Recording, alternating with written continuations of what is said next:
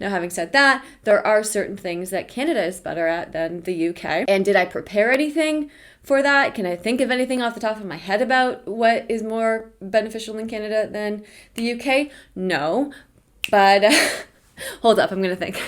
Hello, my name is Megan Ruth. I'm a Canadian living in London, England. I've been here for a few years and I love making videos about my life here in London and British culture. So I've been in the UK for a while. I originally came in 2018 and I was here for almost 2 years. Then the pandemic hit and I had to go back home to Canada. And then I was in Canada for 7 months applying for the visa that I'm on now. And now I'm back, and I've been back since January of this year. So I've had a good amount of time and a lot of experience with the whole moving abroad thing. I was thinking how much moving abroad has changed me recently, and how now I'm just a completely different person than what I was before moving abroad. I have said it before in other videos, but I think everybody should move abroad at least some point in their life. If everybody moved abroad for just like maybe a month or so even, the world would be a much happier place. Just my 2 cents, but anyway. So I'm going to describe how much I've changed and what has changed and how I've changed and how many times do I need to say changed, but I'm saying changed a lot. Change. That's not, no, it's chain of fools. If you do like this video, please do remember to give it a like and subscribe to my channel. No pressure at all. There has been no pressure given. We're very much under pressure here. But I mean, if you want to, I would love you forever, and thank you very much. The first thing that I've noticed, a huge thing, I think this is like the biggest thing that I've noticed, is that I see tangible things very differently. So before, when I was living in Toronto, I had a shoe obsession. I swear to God, I had so many shoes. I actually still kind of have a lot of shoes stored at my parents' place for when I go back and bring them over again. But I used to have an obsession with shoes and clothes and things. I had a hard time giving things away. But when you move abroad with just one suitcase, which is what I did, I literally just came over to the UK for the first time with one huge suitcase, you can't bring everything with you. So yes, did I store things at my parents'? Maybe. Yes, do I still have things stored at my parents'? Maybe. But I got rid of a lot of my stuff. I got rid of so much of my stuff. The first time, especially moving over, I sold a lot of my clothes, tossed a lot of my stuff. And since moving here again, or moving back to Canada and then moving here again, I've still had to toss a lot of things, because when you can only carry so much on an airplane, you have to be very cutthroat of what you're going to keep. My relationship with tangible objects has changed. I don't have much of an emotional connection to them anymore. I still have my favorite outfits, my favorite clothes, but I don't go shopping much anymore. My rule of thumb is if I'm gonna buy something, I'm gonna have to use it or wear it more than once. So I hate buying, dresses just for one night, Halloween costumes, all that stuff. If I'm not gonna wear it more than once, I'm not gonna buy it. And it's been working for me, and I think we just consume ourselves with so much clutter, and it really gets in the way. And I have seen firsthand how much clutter can affect someone's life. That, I think, is the biggest thing. My relationship to tangible things has changed. The other thing that has really changed has been my relationship with my parents. So when I was living in Toronto, I lived about an hour away from my parents, and I would see them, every few weeks. It was really easy for me to go and visit. Now, since being across the ocean, I can't do that anymore. So I feel like I'm actually a lot closer with my parents now, because before in Toronto, I would hardly speak to them. Like, they were just right there. They were an hour away. I could speak to them whenever.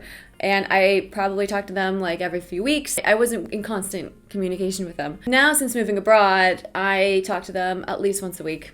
Minimum. I am way more in tune with their lives. They're more in tune with my life. I have more of a relationship with them, which is weird because we're so much further away in physical distance, but I feel like we've come closer in our relationship. And that's the same with my friendships. I definitely value my friendships a lot more. So I have a couple friendships over here that are very strong and that I do really value. And, I have the friendships back in Canada that have stood the test of time and who I still communicate with to this day. I think I've really established who my true friends in this life are. But at the same time, on my second point, I've also acknowledged, and I'm more at peace with the fact that not all friendships will last. So I have lost touch with so many people throughout the years, especially in the last few years, because I've lost touch with a lot of my Canadian friends. But I'm more at peace with that now, because you're not going to be friends with everybody your whole life.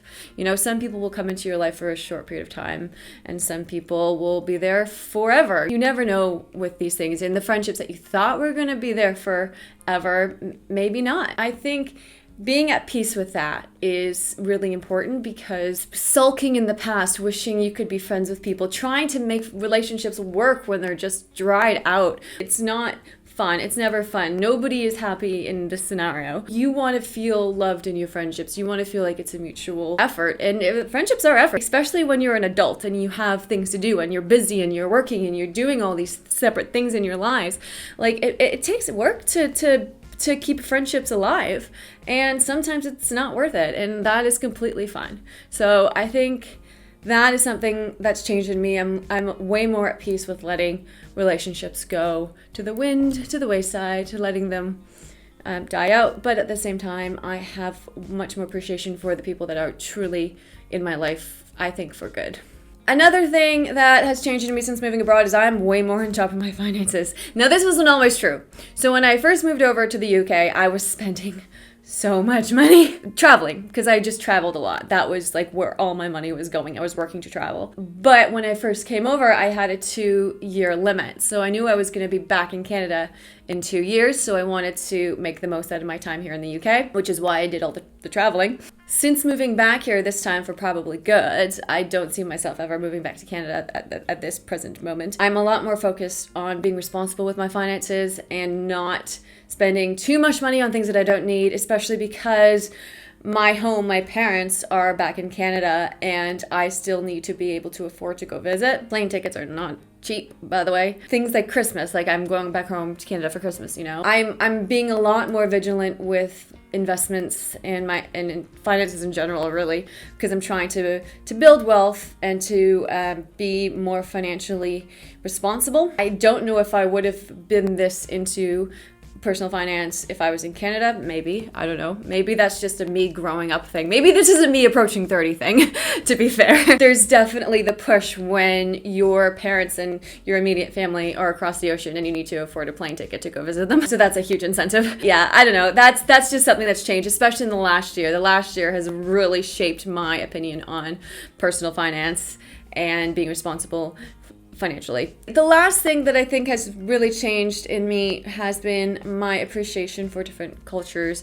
Now, British culture is not so different from Canadian culture. The West in general has the same type of culture. Like, there's nothing too extreme. We all speak English. Generally, everything's very similar when it comes to the culture aspect of it. But there are certain differences, and it makes me appreciate the differences and, you know, different way of doing things. Like, I've said this before in other videos, but the NHS covering prescriptions, well, mostly covering prescriptions, because it's like £8 or something in England, free in Scotland, Wales, and Northern Ireland, I think. Yes. NHS covering birth control, things like that I appreciate more, and I you know, am able to think more critically about the country that I did grow up in.